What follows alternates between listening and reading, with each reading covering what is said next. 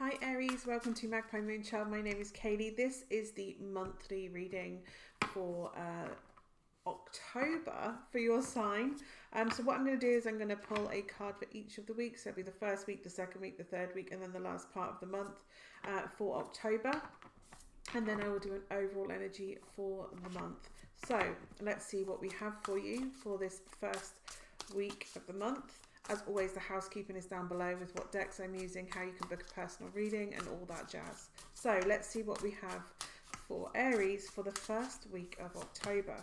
The first week of October we have the moon, and this can be the energy of things from our shadow self, from those negative feelings that come to the surface. You could have things that come to the surface, but they're coming to the circus, maybe it is to do with the circus.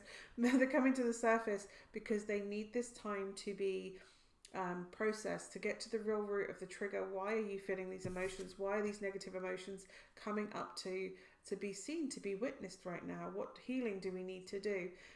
When we have the moon, the light of the moon doesn't have the clarity of the light of the sun. So there are things that we still need to be revealed with what we're feeling.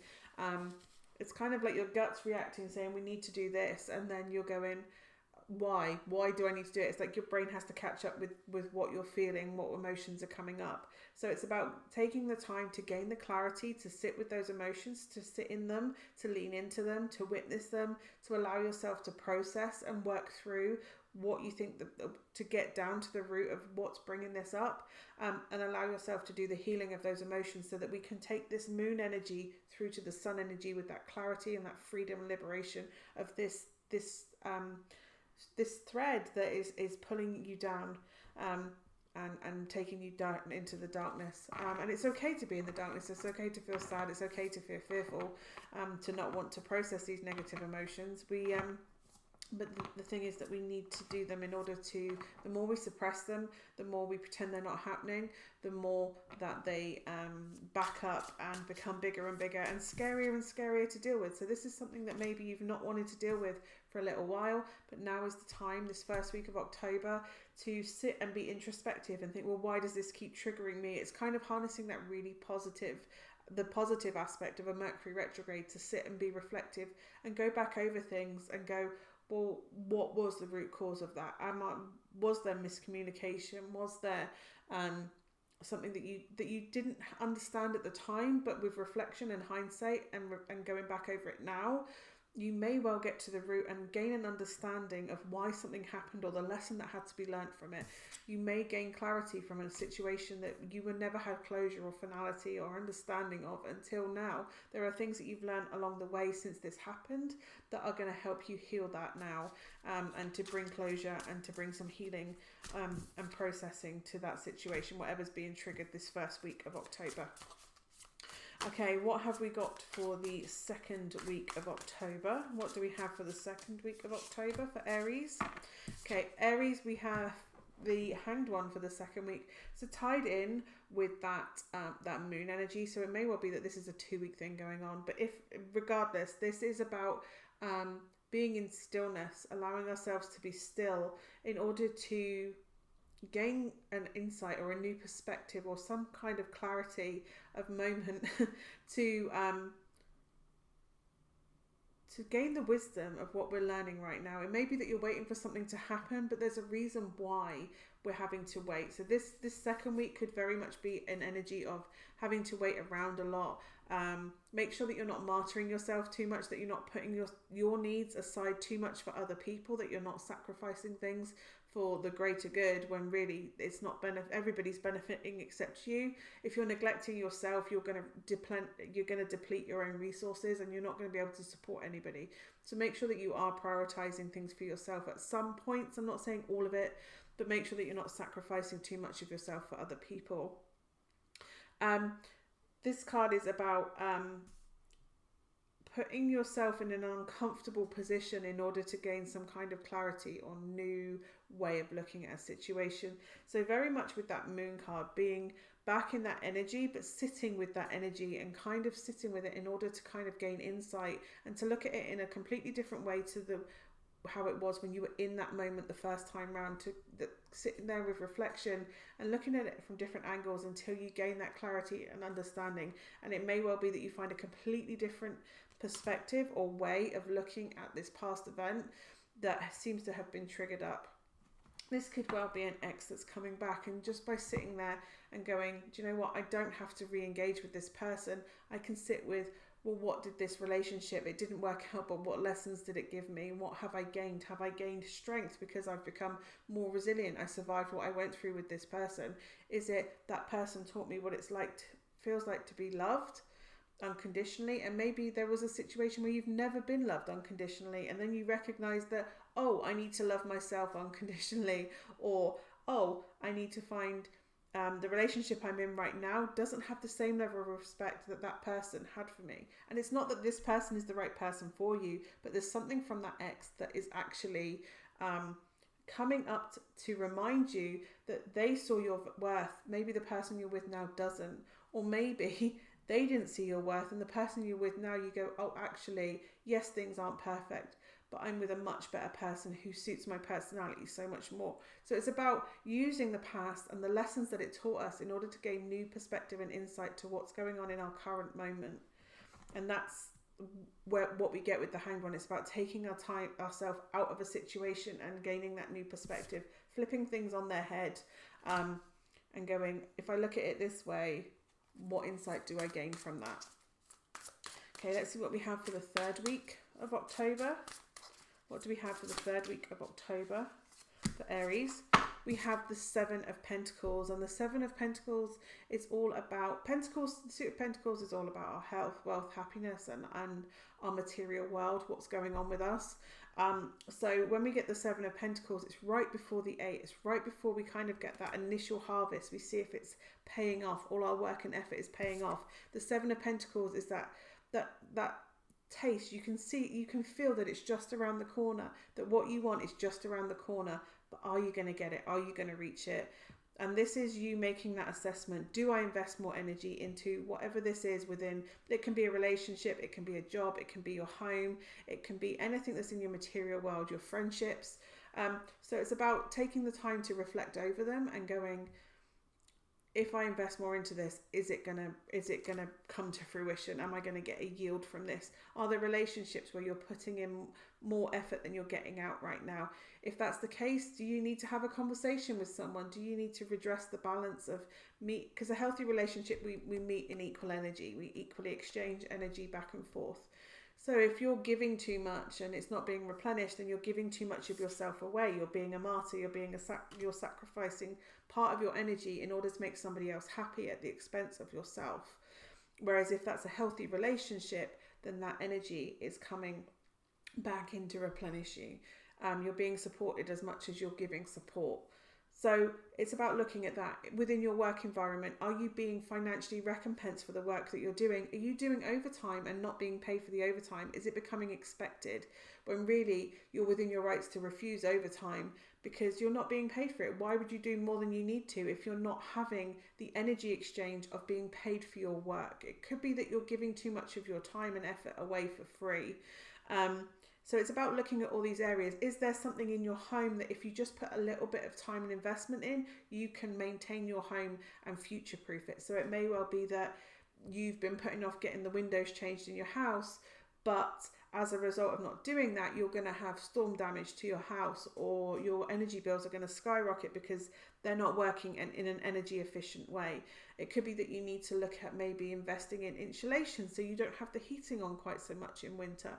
It's about looking at where do we need to either put in a little bit more financial investment in order to gain yield from it, or do we walk away because it's never going to flourish, it's never going to reach that peak, that potential that we thought it would have. So it's doing that assessment of all the things that are within our environment. It's also looking at areas where we can cut off excess energy that we're putting out. So that can be financial energy. Are there places where we can reduce the outgoings? Can we reduce the shopping a little bit? Can we check the cupboards before we go shopping to make sure that there may be 4 or 5 meals you can do before you even have to go shopping? or at least you have an understanding of what's in your cupboard, so you have the base ingredients of, well, what do I need to add to this to make the menu that I've planned. It's taken that little bit of time to plan the meals so that you're not wasting money on food that you're just going to throw away because it's gone off. It's about looking at all these areas. It's about looking at your energy bills and seeing if there's a better deal out there for you, and can you fix it for a certain amount of time to ride out a time of economic instability. It's about putting a little bit of time and effort into something that will have a greater yield, that will pay off longer. A stitch in time saves 9 is very much the card, the phrase that I get when this card comes out. So again, looking at relationships, do I need to invest a little bit less time in here? Am I taking more than I'm getting from a relationship as well? Is there a place where you should redress the balance by you investing more time in a relationship that means a lot to you, that maybe you've neglected? So it's very much looking at where you need to give money, not necessarily money, but give energy back as much as you're getting and receiving. Okay. Let's see, what have we got for the final part of October? We have the Ace of Cups. And the Ace of Cups is an opportunity for emotional fulfillment. This is also my self-care card. So make sure that you are replenishing yourself, whatever it is you need emotionally, energetically. It's also honouring your energy. It's honouring your intuitive, instinctive, emotional cup. This is your cup. And there is that cliche of, you can't give from an empty cup, and that's absolutely true, especially if all this is to do with a particular relationship that you analysing and assessing. A full review while we're in Mercury retrograde, to sit there and review, okay, this is what's going on, this is what's happened in the past, how can I reflect on that right now, what adjustments can we make in order for me to feel emotionally fulfilled and stable, emotionally stable? Because maybe if you feeling run down all the time, that physical tiredness has a knock-on effect onto our other energetic bodies, our emotional body. So it will have a knock-on effect on your emotions. If you're feeling tired, you're going to feel those more negative emotions. You're going to feel you're going to feel less resilient when it comes to dealing with those negative emotions. You're going to feel a bit more weepy. You're going to just be quick to temper. So by ensuring that you give yourself downtime and you give yourself what you need for you to be happy, that you're filling up your cup, honouring your boundaries, because boundaries are self-care, making sure that somebody isn't taking too much from you, that if it comes to it, you set a boundary there for them, and they can either step up to it and go, okay, that's happened, we'll drift apart neutrally, or they can rise up to the level that is required and re-enter your energetic circle, or they will hit that boundary and kick off, which just proves that boundary is in the place for the right reason, because they were never intending to meet your energy. They were just taking and had no intention of reciprocating. They were very happy to take and not give. So this is about honouring yourself, your energy, your divine energy, and making sure that you are replenished. You cannot go and support everybody else emotionally if you're not fully emotionally fulfilled yourself. So this is about making sure that you are being mindful of where you are spending your emotional energy, your physical energy, your spiritual energy, your psychic intuitive energy, listening to your instincts, working on yourself and what you need, and then seeing how everything else interacts with you. What do you need to be fulfilled? What do you need to make you happy? Okay, let's see what the overall energy is for your month of October. Let's see, what do we have? We have the King of Cups, and the King of Cups is about making sure we're emotionally fulfilled. What do we need in order to progress? It kind of feels like you're possibly going to be playing counselor to some people, that people are going to require some support this week. And it may well be also that if you find this all overwhelming, doing all this work, because it may well mean leaving relationships, it may well mean walking away from things that you've invested so much time and energy and love and emotion into, and effort, that you may well, this is always my therapist card, a reminder that sometimes we need somebody to sit with us, somebody that isn't involved often, so a therapist or a trained counsellor, somebody that's not in the situation directly but has helped people navigate these emotions before, these situations before. So it may well be that you go to couples therapy or relationship therapy or therapy for yourself, what it does is when we feel overwhelmed, sometimes we cannot want to go and explore those emotions, especially with the moon. What the King of Cups is that emotional anchor. So when the tide overwhelms us, there is a point that can keep us in one space, and we can be pulled back in if we require that situation. If we get too overwhelmed, there's somebody that knows how to bring us back into a grounded place, and then allow us to gently come back out again. They've helped people professionally to navigate those emotions. It may well be that you have been doing this for someone else, and maybe it's time to signpost someone to a therapist because you've helped them as much as a friend who is not emotionally involved in the situation, but you're emotionally invested in the person that requires support. So it may well be that at this point you're saying, I've done all I can. I cannot support you anymore to help you get to fulfillment, to feel healed and whole, but I can direct you to somebody that can help. It may well be that you're signposting somebody to professional help this week, whether that's with their finances, whether that's with their emotions, their mental health, even their spiritual health. Sometimes you can signal people to their chosen faith worship center, whether that's a church or a synagogue or a mosque or whatever. It's about recognizing that sometimes you can't directly help people, but you can help them by sending them to the place that can directly help them. That signposting someone and sending them to a professional is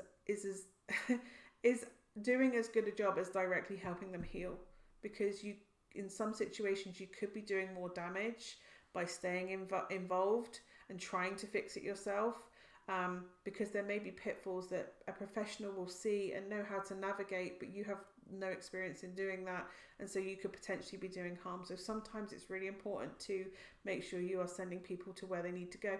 Equally with yourself, if you require emotional support, go and get the relevant help. If you feel like you're not handling things with your friends and family, or if a family member suggests that maybe you go and see a doctor or you go and see a therapist, that they're not doing that to shirk responsibility. They're doing it because they've recognized that you need somebody that is trained in this, that can help you, that can give you the tools to heal, that they aren't equipped or experienced with to do that. So somebody saying, I think it's time you go to a doctor, that comes from a place of love, and trust me, that is taking a hit on them as much as to an extent as it is on you. It is taking a hit on them because they want to help you, they want to heal you, they want to fix you, but they cannot fix you. And it may be that you need to get the relevant professional that can give you the tools to fix yourself, because at the end of the day, we do heal ourselves and fix ourselves. We just have someone that can help us navigate those waters. So I hope that feels like a hard month, Aries, I'm not going to lie, but it's really important that you take that time to reflect, to recognize where you need support, where you need to do work, where you need to process, what emotions need to be brought up, recognized, honored, processed and healed, and then allowed to flow away, released, and making sure that you have the right support in place in order to do that work. So it's going to be a hard work, but at the end of it, you have this kind of freedom, this opportunity for a new cycle of happiness, of recognizing once you've healed your trauma and you get in touch with who you are and what you need and how you move forward, you can move forward in a way that is going to bring you this emotional fulfillment and this emotional healing, and keep moving you forward into a new place. I'm not saying you're going to be healed this month, but you are going to make incredible progress just by taking those first steps to eliminate what isn't serving you and isn't helping you, and what is actually taking from you without replenishing this month. So it's about taking those first initial assessment steps in order to know in what direction do you even move to do the healing, to make the progress. Because if you don't know where you are, how do you know what direction to head in to where you want to get to? So it's important to do this assessment, and Mercury retrograde's a really good time to do that, because you're in that kind of reflective past energy anyway. So I hope this has been of some use to you, Aries. Hopefully I will see you again soon. Bye for now.